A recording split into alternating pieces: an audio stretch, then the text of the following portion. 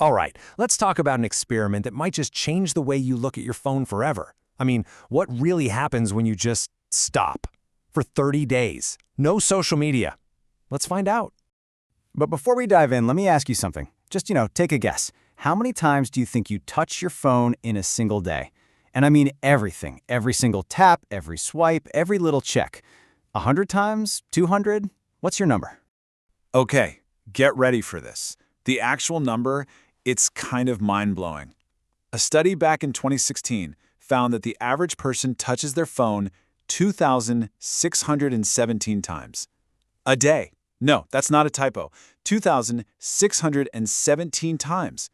When you hear a number like that, it hits you, right?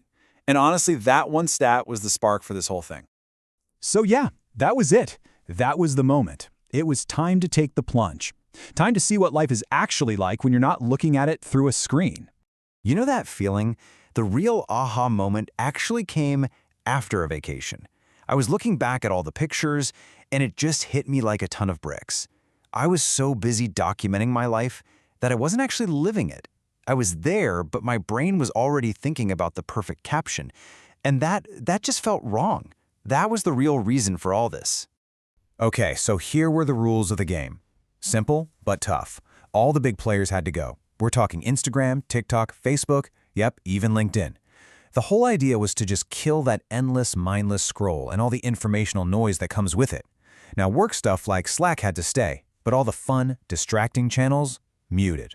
It was a full-on digital house cleaning. So, week 1. How do you think it went? Let's just say it was rough. This wasn't just a little hard. This was straight-up digital withdrawal. Honestly, the first 3, maybe even 4 days were a total disaster. You don't realize how much you do it until you can't. That phantom reach for your phone in your pocket, it's constant. It's not even a conscious thought anymore. It's pure muscle memory. It's a reflex, not a choice. And the withdrawal symptoms were legit. I mean, my hand would twitch, reaching for a phone that wasn't even there. There was this low-level hum of anxiety all the time, and the FOMO, the FOMO was real. Every quiet moment, every second of boredom felt like torture. I'll even admit, at one point I caved.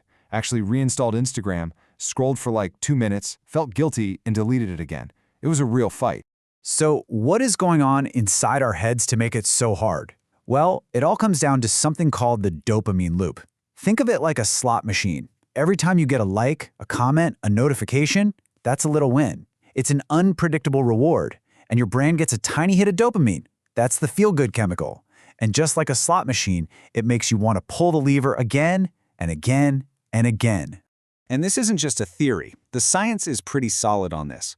Brain scans actually show that the parts of your brain that light up when you're scrolling are the exact same parts that get activated with other addictive substances.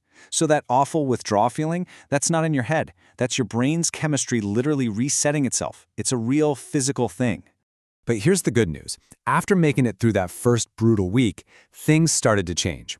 By week 2, and definitely into week 3, it felt like a heavy fog was finally starting to lift. And the difference was like night and day. Before, my brain felt scattered all the time. I wasn't sleeping well because I was doom scrolling at night. You know the drill. But afterwards, my concentration came back. I was sleeping deeper. And conversations with friends were suddenly so much better because I was actually asking them what was new instead of already knowing from their latest post. All that noise was replaced with actual focus and real connection. And again, there's science here. One study found that taking just 1 week off social media actually lowered people's cortisol levels. Cortisol, that's the main stress hormone in your body. So you're not just imagining that you feel less stressed, your body is physically less stressed out. How cool is that?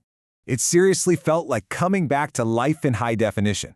Without that constant buzz from my phone, the little things started to come back into focus, like the actual taste of my coffee in the morning or hearing birds outside my window. And maybe the biggest thing, I could hear my own thoughts again without them being drowned out. By the time week 4 rolled around, the whole mindset had flipped. It wasn't about what I was missing out on anymore. It was all about what I had gained. It felt like walking into a completely new and much calmer reality. And the discoveries were kind of amazing.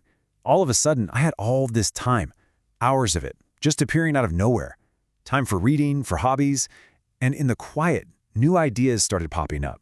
There was this feeling like a psychological lightness. A weight I didn't even know was there was just gone. And you find out who your real friends are fast. They're the ones who pick up the phone to actually talk, not just double tap your picture. But maybe the biggest, most freeing thing of all? That constant need for validation, for likes, for comments. It just disappeared.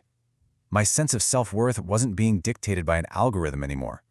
And let me tell you, that is a powerful, powerful feeling. Look, I get it. 30 days is a huge commitment. It's a lot to ask. But what if you could get a taste of this feeling? So consider this your official invitation to try a much smaller, more manageable 7-day challenge. And just so you know, this isn't all just feelings. Let's look at the actual numbers. Before, screen time was about 5.5 hours a day. After, 3.5. That's a 2-hour drop. Phone pickups went down from over 100 to the 70s. But here's the kicker. All that adds up to more than 14 hours of time reclaimed every single week. Seriously, stop and think about that. What could you do with an extra 14 hours a week? And getting started is way easier than you think. You don't have to go cold turkey on everything. Just try this. 1, delete the 1 or 2 apps you know you waste the most time on. 2, turn off all the notifications that aren't from actual humans. 3, when you're working or sleeping, leave your phone in a different room. And 4, find something to replace that habit. Pick up a book, go for a walk, call a friend. Simple. Because in the end, this whole thing isn't really about what you're giving up. It's about what you stand to gain.